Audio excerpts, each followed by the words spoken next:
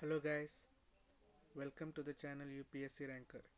So today we are going to discuss about the major approaches to the sources of modern Indian history.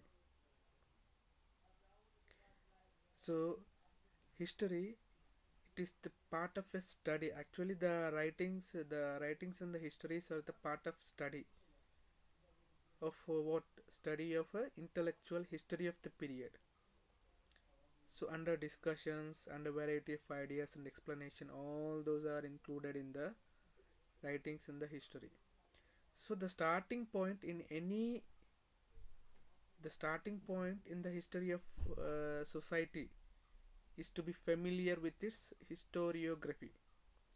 So the starting point is to be familiar with the historiography. Historiography is nothing but the study of the historical interpretation. Why do we need to study the historical history on the basis of historical interpretation? Why? Because this interpretation provides the recognition of the intellectual context of, instead of seeing history as just a narration of events.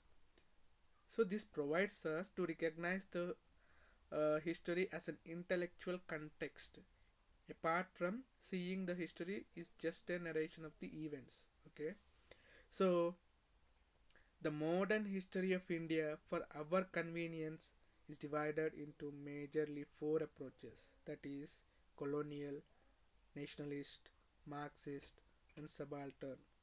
Each has its own distinct characteristics, and each has its own mode of interpretation. So apart from these approaches, there are other approaches like communalist, Cambridge, liberal and neoliberal and feminist interpretations. They have also influenced our historical writings on modern India. So now we are going to learn about the colonial approach. So up to the major part of 19th century, for the major part of this 19th century, the colonial school, it occupied a major position in India. So actually this colonial approach has two senses. One sense is related to the history of the colonial countries, while other related to the works which were influenced by the colonial ideology of domination. So the second sense, that is the ideology, colonial ideology of domination, under which the works were referred. That is the second sense. So in this second sense, most historians today write about the colonial historiography, that is colonial history interpretation of the society. So the practice of writing about the colonial countries by the colonial officials were related to the desire for domination and the justification of their colonial rule.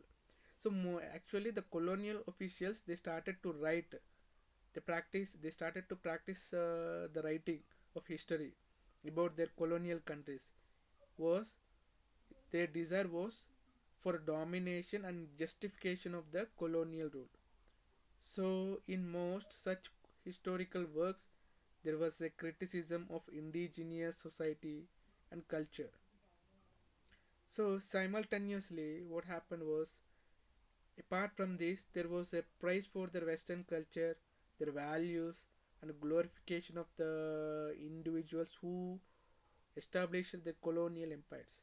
They started to praise their own culture, their own values, and their own glorification who established the colonial empires. So the history of the India, written by the James Mill, Mount Stuart, Elphinstone, Vincent Smith, and many other, are good examples for this colonial historiographical trend. So certain characteristic common.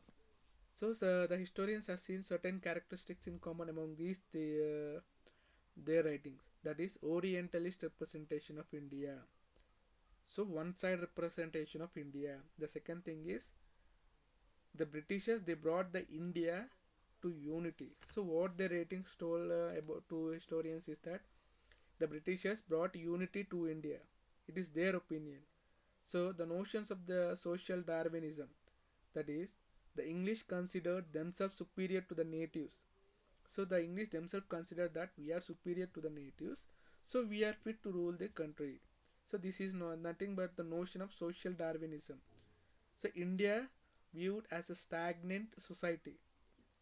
So whenever the Britishers came, India is remained like a stagnant society to them. So thereby, which they thought that they require the guidance from the Britishers, and also establishing Prax Britannica to bring law and order and peace to the bickering society. So this is the major colonial approach. Apart from this, there is other approach called nationalist approach. Sorry, the nationalist approach to Indian society is one of the trend which contribute to the growth of nationalist feelings, and also it helps to unite the people irrespective of the religious, caste, linguistic or class differentiation. Actually this approach, it looks at the national movement. It makes the national movement as the movement of the Indian people, so which grieve out of the growing awareness among the people of exploitative nature of colonial rule. So the people under this colonial rule got the help for this movement to unite themselves. So this approach is also developed as a response and a confrontation to this colonial. It is just like to it is developed to give a response to the colonial approach. So nationalist historians of modern India, this didn't exist before 1947. We should note about this. So before 1947, the nationalist historiography mainly deals with the ancient and medieval periods of the Indian history. Although in the last quarter of the 19th century, a detailed and scientific critique of colonialism for the adverse economic aspects of alien rule, detailed and scientific critique of colonialism for their adverse economic aspects of alien rule is developed by many of the nationalists like Dadabhai Naoroji, M.G. Ranade, G.V. Joshi, R.C. Dutt, K.T. Telang, G.K. Gokhale, and D.E. Vacha. They developed the detailed and scientific critique of the colonialism and showed and told the adverse economic aspects of the alien rule. So the only accounts of the national movement was by nationalist leaders, not by the historians.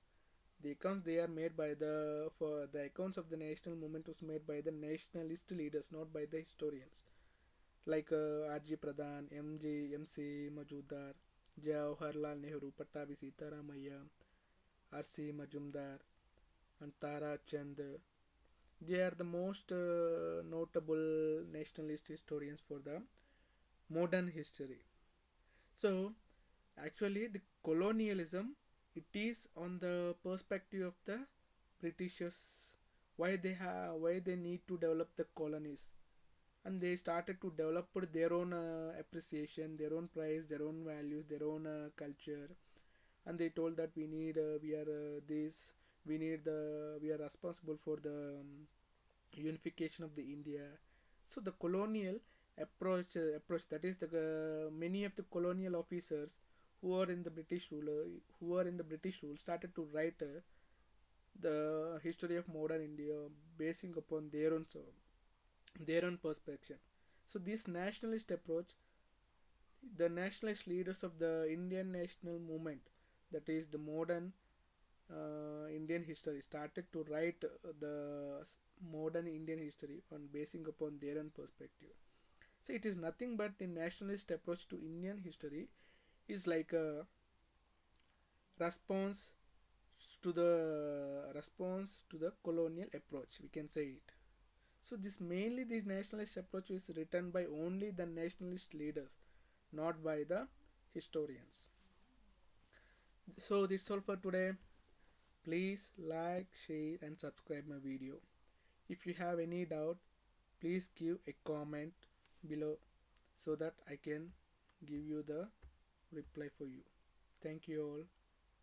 Have a nice day.